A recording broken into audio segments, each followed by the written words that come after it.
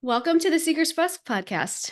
I'm Radha Priti, and I actually am flying solo today. I don't have a co-host, but we're going to do something super fun and incorporate our live audience here into the lesson. So, um, yeah, it'll be a little bit different format, but I think it'll be really fun, and we'll get to know some of our listeners and our Sangha here. So I'm excited. Thank you guys for being here. So just to reorientate, let's reorientate a little bit on where we are in our study of the Gita. We're in chapter 1. We are on verse 23. And where we are so far, we've spent a lot of time learning about the different characters that are kind of setting the scene up for this. Duryodhana, we've talked about a lot. He's the evil prince on the side of the Kurus. And the Kurus is pretty much the whole reason that the war is happening, because there was some they couldn't fairly distribute land for the whole family to rule, because this is a whole family of rulers. They all are entitled to some land to rule. It's their nature to rule. And one side got kind of greedy and they wouldn't negotiate. They wouldn't budge. So this whole war started. And Duryodhana represents the evil side. He also represents this materialistic mind. And we've talked about so many different characteristics of Duryodhana that represent this vast materialism. And then we have Arjuna, who's the warrior on the other side. And right now, where we are in the chapters, we're kind of starting to turn to what's going on with him and how he's feeling and what he's doing. And for Arjuna, he has Krishna on his side. So Krishna is his chariot driver. Krishna is his friend, his advisor, his guidance, really everything. And so we've been kind of learning about that relationship dynamic, and both of their roles in this battle. So right now, specifically, we're at the place where Arjuna has just asked Krishna to take his chariot to the middle of the battlefield so that he can assess the other side. So we have the Kurus on one side, the Pandavas on the other side, and Arjuna has asked Krishna to bring the chariot to the middle so that he can assess who he's about to fight. So that's where we are. And I'll pull up we'll just get right into it. I'll pull up the first verse for today. Again, it's chapter 1, text 23. And I'm going to skip the Sanskrit because I'm not so great at Sanskrit, and I don't want to do it injustice by not saying it perfectly. So I'm just going to skip it today, unless there's somebody here who wants to recite it, which I'm more than happy. If anybody wants to raise their hand real quick, you could be the Sanskrit reciter today. Okay. Okay. So here we are, text 23. Let me see those who have come here to fight, wishing to please the evil-minded son of Dhritarashtra.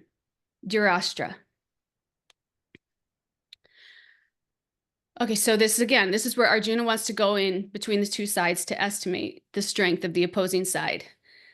He's quite confident of his victory because he has Krishna on his side, and anybody who has Krishna on their side always wins, but he wants to assess kind of what he's up against. So we'll go to the next one.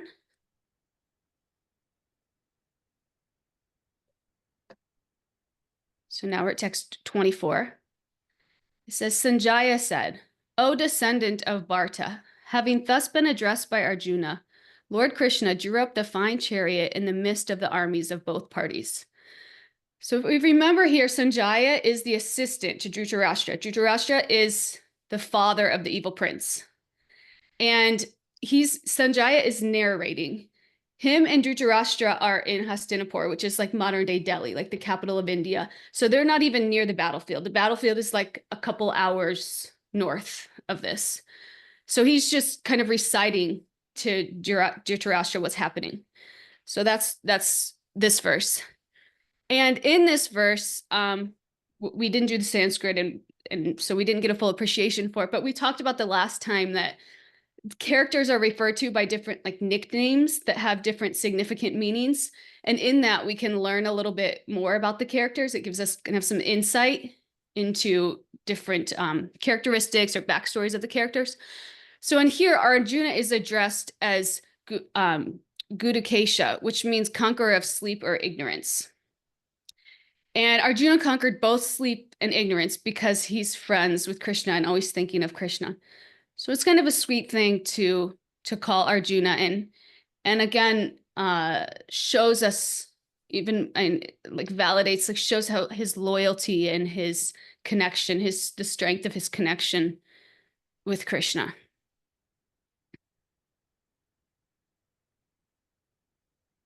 So we'll go to the next one.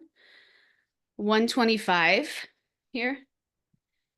In the presence of Bhishma, Drona, and all the other chieftains of the world, the Lord said, "Just behold, Partha, all the Kurus assembled here." So here, Krishna is calling Arjuna Partha because he is the son of Partha, who is the sister of his father Vasudeva. So basically, Arjuna and Krishna are cousins. So we have kind of that like familiar, that family connection here. And Krishna is saying, behold the Kurus, kind of in a joking mood because he's predicting Arjuna's mind and giving up fighting. So we talked last time about how Krishna is Rishikesha, which means the director of the senses. So he understands Krishna's mind, and he understands Arjuna's mind. So he understands his reason to want to go in the middle. And Krishna brought Arjuna where he could see Bhishma and Drona, purposely brought him there where he could see Bhishma and Drona, who are both very close to him. So we've talked about Bhishma's the grandfather of everybody, but he's fighting on the other side because he has some obligation there to fight on the other side, but he has really strong affection for Arjuna. And the same is true for Drona. He's fighting on the other side, but he also has strong affection for Arjuna. Drona was the teacher of everybody. So Bhishma is the grandfather of everybody. Drona was a teacher of everybody, and they both have a strong affection for Arjuna, and Arjuna has a strong affection for them. In fact, this vision will have such a significant disorientating influence on Arjuna. So we'll see now kind of how Arjuna starts to handle this when he's brought to the middle and he sees these people that he's close with.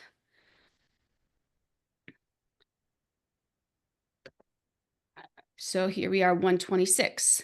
There Arjuna could see within the midst of the armies of both parties, his fathers, grandfathers, teachers, maternal uncles, brothers, sons, grandsons, friends, and also his fathers-in-law and well-wishers. So this is huge. You know, he's in the middle of the battlefield. He's looking over at the other side, the side that he's expected to fight, and he sees an array of generations. And so not just cousins, but brothers, fathers, grandfathers, sons. And he sees this, and the emotional impact is really setting in for him. He's realizing the reality, the gravity, the brutality of what he's going to have to do, of what's in front of him. And it's going to impact him, which is where we're going next. So let's see how this vision impacts him. 127. When the son of Kunti, again, this is well, I guess Arjuna says, when the son of Kunti, Arjuna, saw all these different grades of friends and relatives, he became overwhelmed with compassion and thus spoke. So now he's going to speak. And this is an interesting point here. And this, when I first came into spiritual life, this was something that this was a point that I like kind of took note of, this compassion that Arjuna has. And we'll hear a lot more about Arjuna's compassion as we continue going through. But this compassion he has for his friends and his relatives, it's such a prerequisite for spiritual life. It's such a prerequisite for what's about to happen in his conversation with Krishna. You know, for us, what we can learn from this is that this element of compassion is so important for us to even be qualified to receive spiritual knowledge. You know, we have to have compassion for our family, not just our family, our friends, our society, our communities. this is something we really try to cultivate as devotees. And sometimes, or as just like spiritual beings, or just as like loving people, right? Sometimes we get into spiritual life and it's like we maybe have a tendency to like, we kind of neglect maybe our, I know I did this when I first got in. Like I was so focused on like studying and learning and serving, then maybe you kind of start to neglect people that are close to you, or people that you know that support you. And it's definitely not what we want to do. The goal is not to become detached or become hard-hearted. The goal is really to direct our attachments to divinity. But that's a process. And in that, we need to lean into our support system. We need to cultivate healthy relationships. And we need to understand that the way that we show up for those relationships is the way that we ultimately show up for divinity. If we want to have a healthy relationship with divinity, we're only going to be able to show up as holy, as like fully as we are. And that's a function of our relationships that we're in. So it's really important to not neglect those relationships, and really lean into them and have this compassion and this loving, nurturing environment, so that we can elevate our consciousness, so that we can show up that same way for divinity. I know I was in a lecture the other day and I heard somebody was telling a story how this man wanted to become a sannyasi, and he's like, "Why do you want to become a sannyasi?" And he's like, "Because I just don't love my wife anymore." He's like, "Well, if you don't love your wife, how are you going to love Krishna?" And it was like, yeah, that's what we're doing here. It's spirituality is not just like when we meet or when we chant or when we do. It's every day. It's our lives. It's the way that we show up for relationships, for people, for. So it looks like we have a couple hands up. Lisa, can always count on Lisa. What do you got for us on this topic, Lisa? Well, good morning. And I'm always so deeply appreciative of the amount of work that you put into it. And thank you for how you show up consistently to bring this information to us each time we gather. So thank you for that. And I was just thinking, about a couple of things. When you were speaking back in verse 123 about Arjuna conquering sleep and ignorance, Yeah. because he's constantly focused on Krishna. And there's a verse in the Course in Miracles that speaks about in this world, it is possible to hear only one voice, that there's an opportunity for us to just hear the voice of the divine. And when we do so, then yes, victory is assured. And it just became a parallel. And I was thinking about that also in terms of everyone being a family and being expected to rule, and Mm, how we're expected to rule our mind in the same way. And we have to silence all of the detractors or all of the thoughts that oppose that still small voice that we're listening to, that we identify as the divine. And then the final thought that I just had about that is when Arjuna was surveying the field and he was seeing all of the people that he loves, I was just thinking about it in terms of all of the attachments that I have in my mind, my mhm. thoughts that are not in alignment with the divine, and how I can cherish those thoughts even though they're bringing me pain and dissension. So those were just some of the thoughts I was thinking about as you were sharing this morning. Thank you so much. Wow, those are really profound and beautiful. I feel like you've brought up a parallel in Christianity before too. You seem like you have pretty broad knowledge of different spiritual paths, and that's beautiful. That Course of Miracles is a beautiful practice and path. So that's amazing. I appreciate that about you for sure. Thank you. Thank you for sharing. Trevor, would you like to share something? Sure.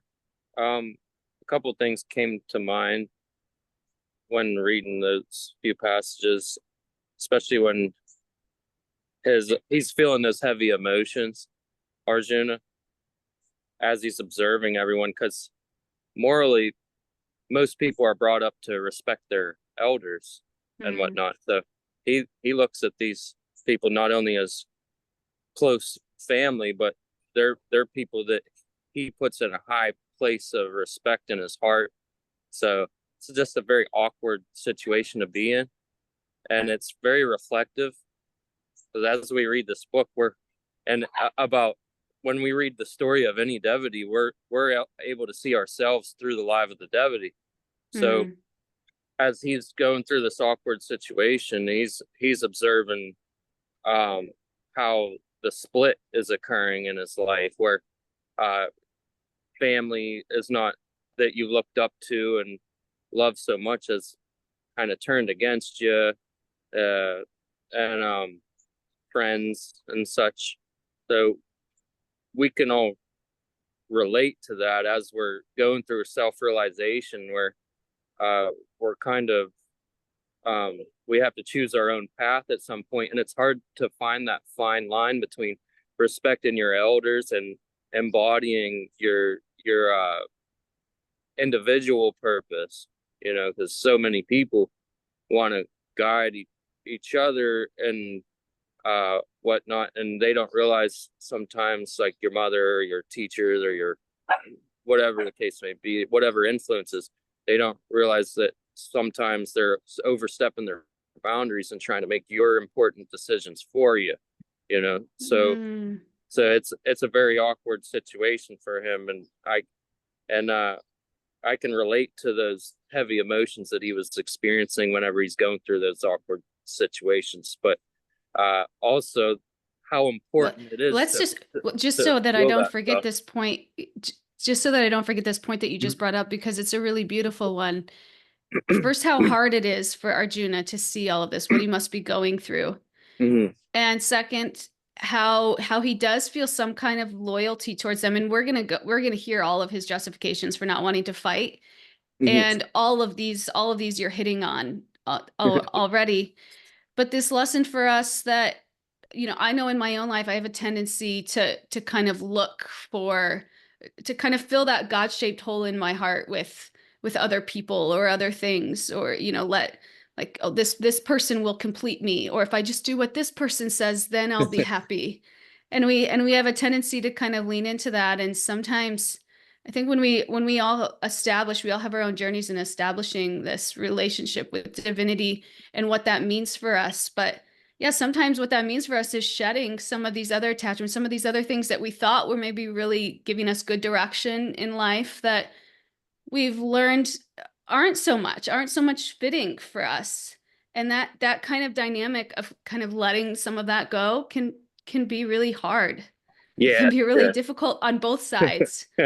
Because then there's like maybe you feel like maybe there's a loss of connection, or maybe, but the beautiful thing is that over time, I think too, you start to see that as you get more situated in what's really authentic to you, the relationships that really love you will stay and support you. And the ones that don't, maybe weren't so important anyway, and will maybe fall away. And in that way, you could really grow to the next level.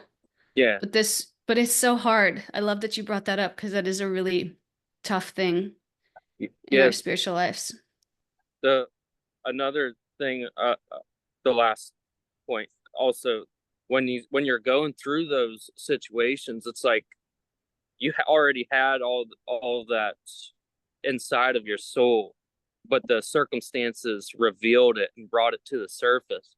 He's actually approaching a breakthrough experience with himself, where when you go through and you face those fears and that uncomfortability, which he gets the strength to do so from Krishna, then you actually get to the next level. So without going through that, stepping out of your comfort zone and going through all that unpleasantness, there's no growth without that. So it's actually a major blessing and very essential to everyone's journey.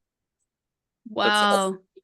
That's a really profound point too. Yeah, this entire setting, the fact this is on a battlefield and what Arjuna is facing, is really an impetus for all the lessons that he's going to learn, that if he wasn't going through that, if he didn't have to really confront this within himself, then the opportunity wouldn't be so perfect, really, to kind of have to learn this, spiritual wisdom that's going to come from a result of him having to confront this. So yeah, that's again a beautiful lesson we can probably all relate to as well, in that as we go through things, we can probably all think of an experience that at the time we thought was like the worst thing to ever happen to us. It was the most difficult thing we've ever gone through. And then as we look back at it, we see how it really made us upgrade, how we really took a step up, and we upgraded our consciousness, upgraded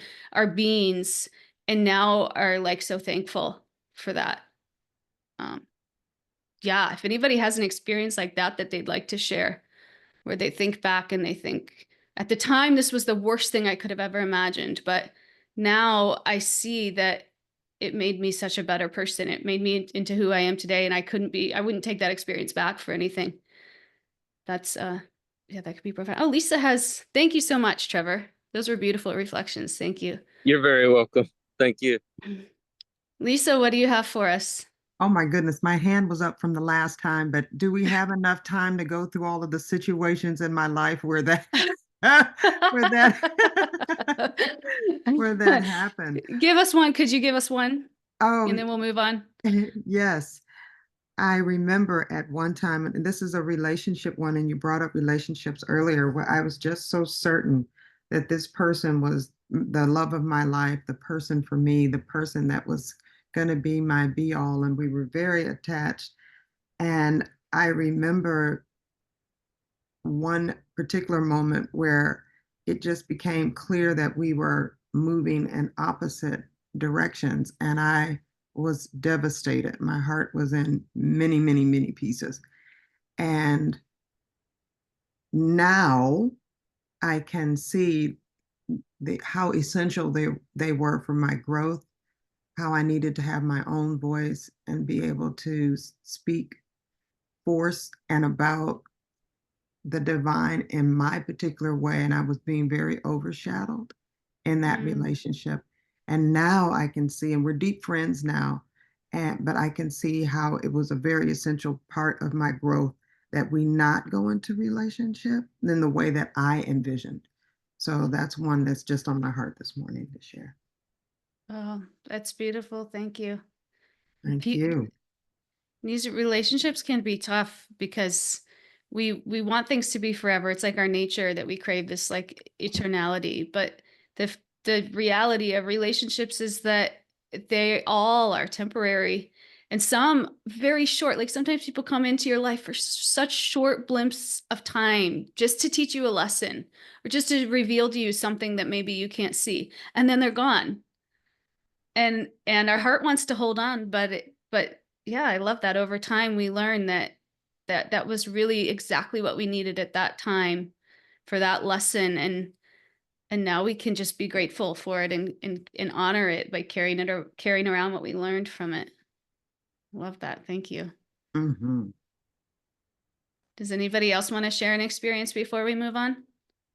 I love hearing, yay, Eva! We get to hear from Steady Eva. Yeah, What do you have can for you us? can you hear me? Yeah, can hear you. Oh, great. Yeah, well, I'm still a bit in the middle of it, I guess, still struggling with it some of the time. I used to be a sister, a Catholic sister, so my whole life was devoted to God or Krishna, as you have it. And that I really love. I love praying. I love that lifestyle of focus, and always being able to pray also during work. And then one morning, they told me, look, you got to go within 3 days. You got 3 days to pack your bags because we think you're not happy here. So I lost everything, like my house, my social life, my work at the time, but mostly my calling, so I thought. And I've been struggling with it. Oh, these sisters block my calling. So I went up and down between. First, I thought, well, you can do whatever you want, but Krishna will get me back here in within the year, you know. But that never happened. I waited for 7 years in the end. And I can see that I was really stuck in that period because I was so stuck in this feeling of I need that other type of life and I can't access it anymore. Someone has blocked my way and now all is lost and I don't want to be here and very stuck. At the same time though, it enabled me to learn about yoga. I got in touch with yoga. I did a teacher training and about, well, recently I also met Veda. So finally, there's someone in my life who knows where I'm at and where I'm going to. And so very good things came out of it. And I also feel that what Veda gives back to me is this lifestyle of being devoted, yet outside of this context of the monastery, where perhaps in a few months from now, I will admit that I wasn't quite happy. I'm definitely much happier now, in certain senses. So, but there are these periods still where I go all desperate. I'm like, no, I want to be there still. I want everyone around me to live like that too. So I think I'm getting there, but it's a long one, this one. Yeah, thank you. Yeah, thank you for sharing. I love that you brought up the point of like you're in it right now. And it sounds like even though you're in it, you're still able to see how it's affecting your life in a positive way. But sometimes that part can be the hardest, like when you're in the midst of it and you're just like, we're going to see where Arjuna is, he's in the midst of this and we're going to see he's starting to have physical symptoms. Like the pain, it can be excruciating. What to speak of like the uncertainty associated with it. And that's where a lot of us, I think, it sounds like you as well, you really lean into your spiritual practice and just kind of trust the process. Try to find some level of trust in the process that this is a custom designed plan for me, and trust that you're on that path. And yeah, and that the Oh, universe is, up because spiritual practice really is key. If I don't do that, I'm like, I fall down. yeah.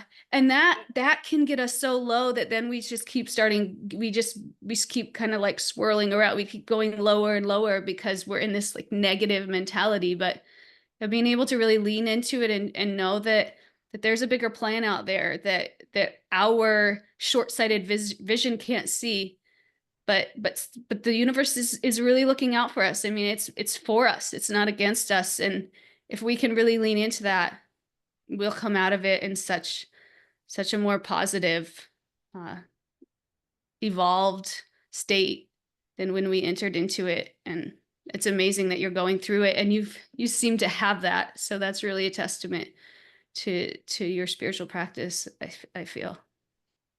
Thank you for sharing. Thank you. Okay, should we see what happens to Arjuna here? Does anybody else want to share before we move on? Okay, let's see what happens to Arjuna here. So he's overwhelmed with compassion and he's going to speak.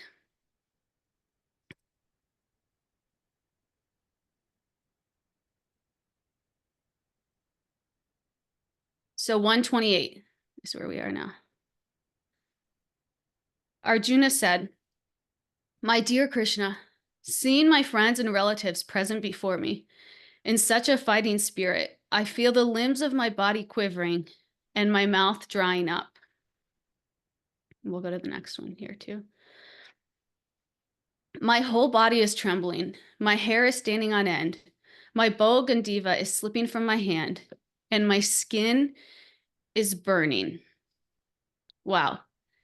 So what we're seeing here is he's displaying these physical symptoms, and this is all due to this material fear, namely loss of life, all due to conception of life, and not necessarily his, but everybody else's. He's very much so in the material platform, seeing people from that perspective.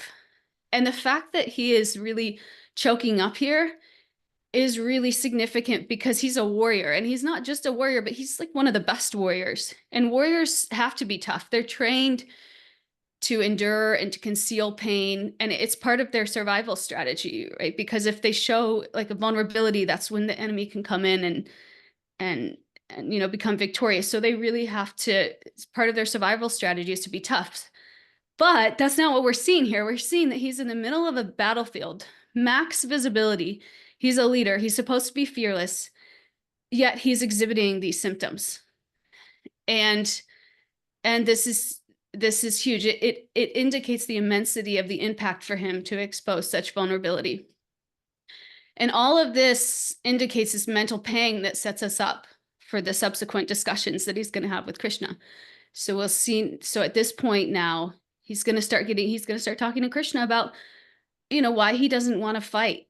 And Krishna's going to eventually start instructing him and start kind of elevating his consciousness, and hopefully all of ours too, as we see that.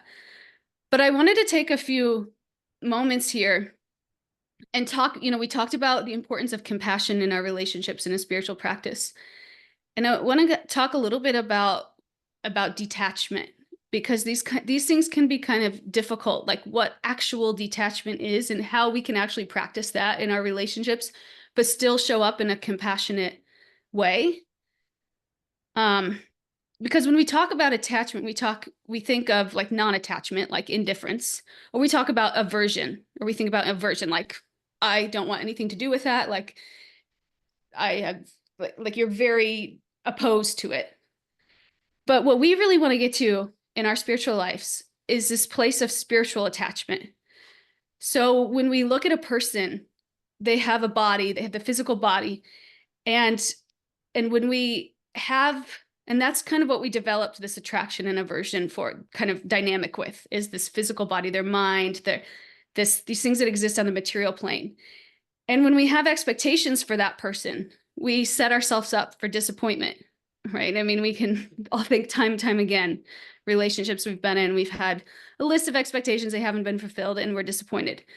So what we want to try to do as spiritualists is start to shift our perspective to connecting more with the spiritual side of a person, a connection that is more enduring. Because when we connect with the body, we connect on the material level. It's very up and down. It's not steady. It's not enduring. If we connect with the spiritual side, we see how the relationship brings us up, and that is very fulfilling to us. We connect with the person that is enduring.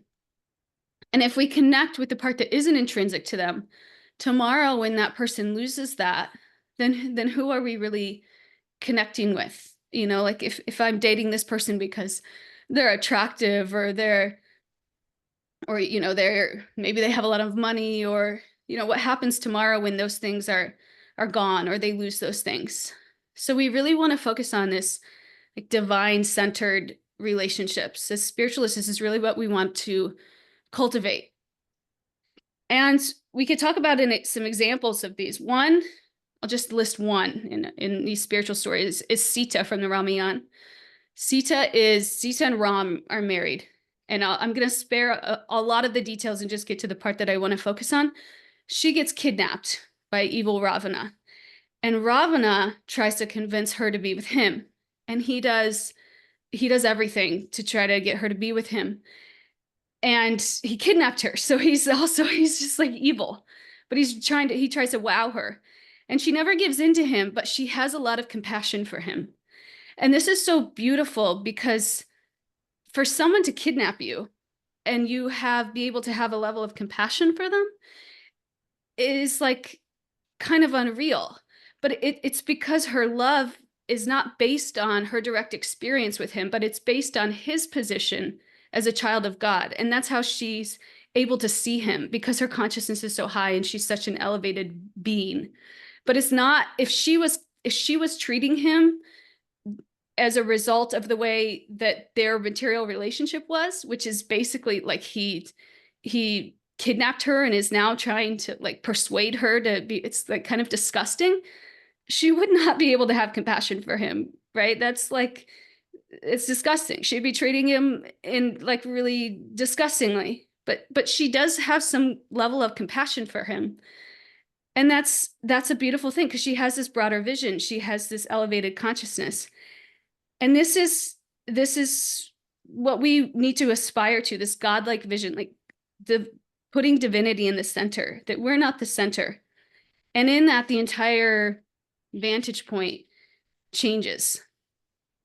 So when we talk about what this means for us, It doesn't mean like if our husband cheats on us or if we're in an emotionally abusive relationship, should we just stay and focus on their eternal spiritual part? No, like we're still the number one creators and protectors of our own consciousness.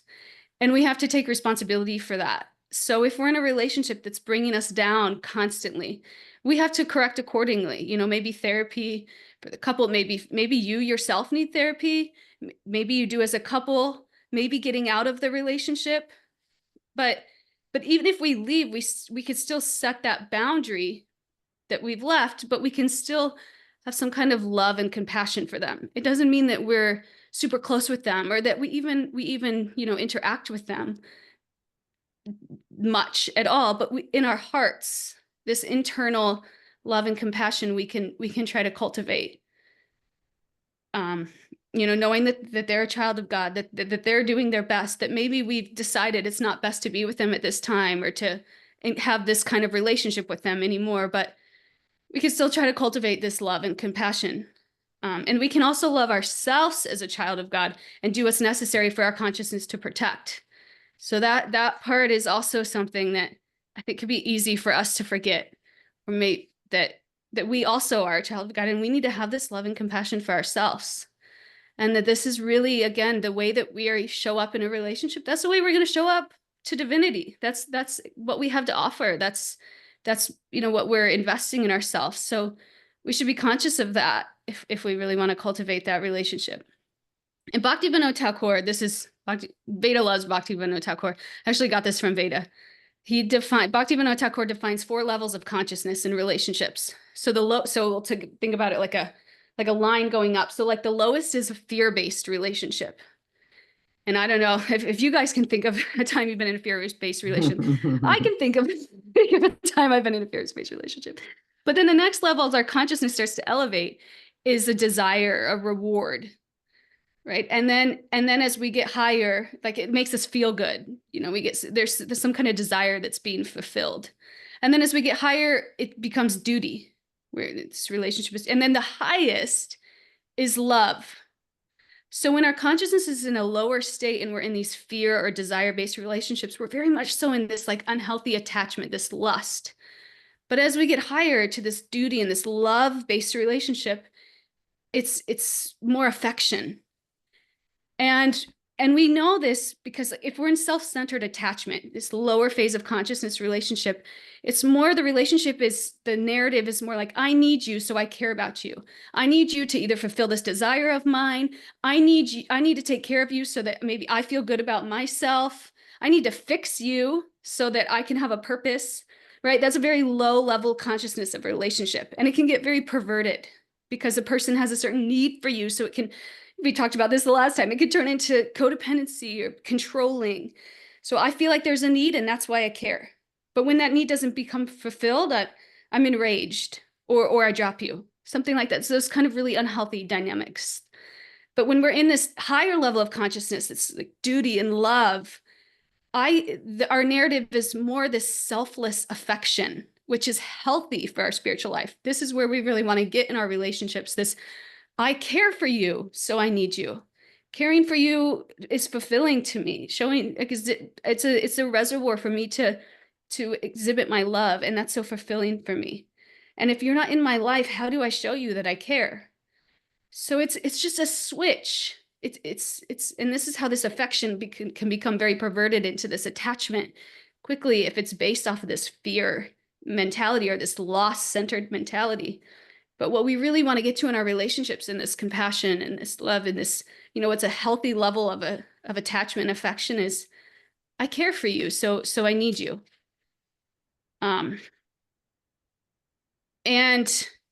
the way that our relationship with divinity can really tie into this is that if we really work on our relationship with divinity first, before we're so focused on the external, before we're so focused on getting a partner or you know, if we focus on that relationship with divinity, it can give us such an inner stability within ourselves that naturally we'll develop an outer maturity in our relationships with other people. So because I'm not so dependent on my sense of self-worth from this other person, like, so even if someone doesn't treat me the way that I want, it doesn't break me or knock me down.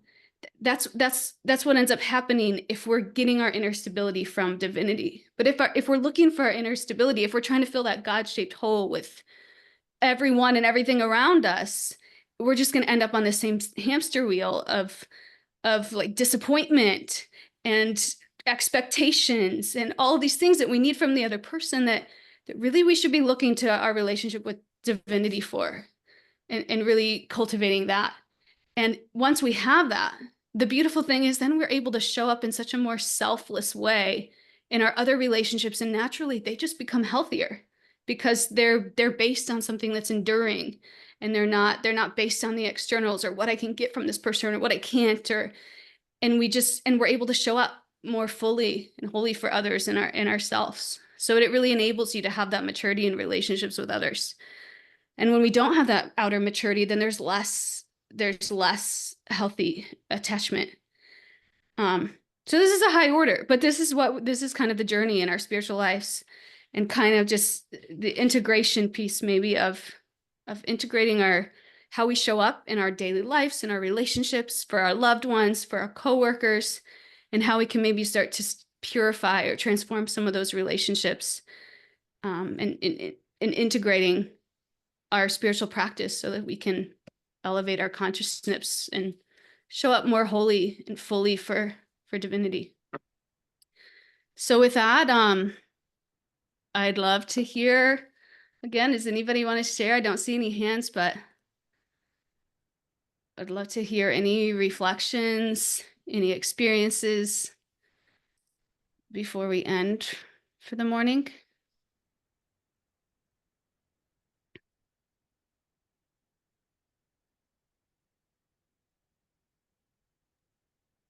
Nobody? Is Lisa still here? Lisa's still here. I'm like, I don't want to just talk all the time. But I just wanted to say that story about, and you have to give me her name again because I didn't write Sita. that. Sita, when she was Mm-hmm. kidnapped. Yeah. And having compassion for the person who kidnapped her or was holding her hostage. I was just thinking about how powerful of a transformational experience that would have to be for her kidnapper. That in spite of all of his attempts to dominate or overcome her will, actually, because of the way she was receiving it or holding it, it transformed him. And I could see how that could end up being a very powerful relationship. And I know that may not apply to the text per se, but I can see in my life, like the crudgmudgeons of my life, you know what I mean? The people who are intentionally trying to be mean or whatever ism that they're participating in, that by my refusal to hate or to lower myself to that way of being would ultimately be an overcoming for both of us. Wow, that's a beautiful point. And that's like next level, right? It's like first we transform ourselves and our inner heart, but then just naturally, that's what happens. We transform those around us. There's another story that that's really beautiful. This is like in real time that happened. This woman in India, she found out she was pregnant, and her husband didn't think it was hers, but it was. But he ended up like abusing her, and he left her in this cowshed to die after like really abusing her badly. And she lived, and she came out, and she had like no money, and it was like, you can imagine these terrible circumstances for her. She was thrown out. She's almost beaten to death. She's pregnant. She has the baby. And what she ends up doing is creating this orphanage and taking in all of these people. She turns into this like beautiful saintly person. And at some point, like years down the road, her husband comes to the orphanage, and she takes him in and cares for him and says, "He is my child." And it's like you can see the story on YouTube. It's like one of those like tear-jerking stories, but like this is what we're aspiring to be like. These are saintly people. And this is what this relationship with divinity can do. Without it, this is it, that's it. So it's really, but yeah, and that's how you transform hearts around you, is by first Mhm. transforming your own. It's beautiful. Thank you. Yeah. Trevor. I like what you said about the relationships. It's very essential for creating like authentic relationships, because so many people are on the surface, you know, so they're all, a lot of them are surface level. So they're like, I was told, like, we're all half circles until we become whole. So what, before you come whole, you're only going to be able to attract another partial circle where you're both feeding off each other, and you need these surface level things to feel whole. And it's just a constant taking away from each other's vibrations. So whenever you become whole first, whenever you put the divine first and you become whole before you and just let the attraction happen instead of going out and searching, just allow the universe to work for you, and you attract another whole being, and it becomes infinity. And then it's just a constant harmonious lifting of vibrations. And it's such a, it comes from such a divine place, you know. So it's a very, very important and essential lesson we all go through. We have to experience both sides of the spectrum before we learn these things. But it's definitely beautiful knowledge that you're sharing. And to also speak a little on the Ramayana. Wait, before you go to the next point, Sorry. because I don't want to forget, because these are wonderful points. My therapist used to say that we're all walking around with like wounds, like scabs on us. And to the degree that you have these scabs, you're attracting people that have the same level of scabs. And what happens is when you get close, you rub against each other and they break open. But what you're saying is like if we can heal those scabs before we start rubbing up against other people, then we can attract healthier people, and that will naturally happen, where then when we're a little bit more whole, it doesn't hurt so bad when we rub up against each other. Yes. And it's beautiful. Thank you. You're welcome. Thank you. And a little bit on the Ramayana. Sita was a completely transcendental being. Like she is the embodiment of God's energy. So because Ravan was on a surface level when he tried to kidnap her, he only kidnapped a dense version of her. He couldn't actually kidnap her. She just made it seem as though, just like when Krishna appeared, he made it seem as though he came out of a womb. But she's on the same level as Ram or Krishna. So she just made him feel like he was able to get away with it so that they can display the messages. But also Ravan was a very, very extraordinary being, kind of like Bhishma and all the great beings on the planet during the Kurukshetra battle. So he was a great worshiper of Lord Shiva, and he was a good knower of the Vedas and whatnot.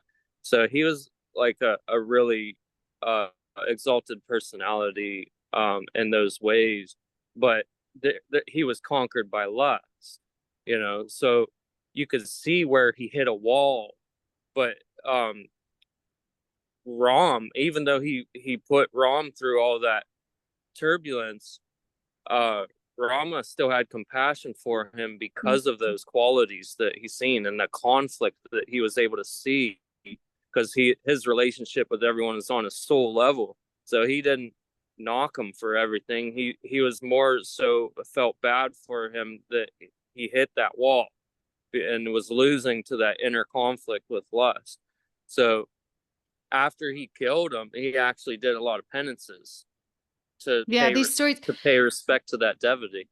So these it's stories cool. have so many layers and lessons. Yeah, it's beautiful. So the compassion you're saying to have for your wrongdoers and whatnot, Rama displayed that message as well after he killed him. He prayed for him and whatnot, and it was a really cool lesson whenever I read that, and that's what made me think of it when you were talking about that. And to have that connection with people on a soul level, even when they're doing you wrong, you kind of you have that love for them on a soul level. Doesn't mean you have to be eating at the same table as them, but you know what I mean? You still have to understand that they don't want to be like that. They're being consumed by that conflict within, and you have to have some sort of compassion for that. Yeah, because we're ultimately all covered by this conditioning, right? We all have this soul, but it's just covered by all this conditioning, and then we're all just walking around bumping into each other with that. But these are such saintly qualities that we can't fake, but what we can do is recognize where we are in our journey, in our consciousness, and our sphere of influence, and try to do things daily to elevate our consciousness so that we can try to follow in these footsteps. But yeah, it's a tall order.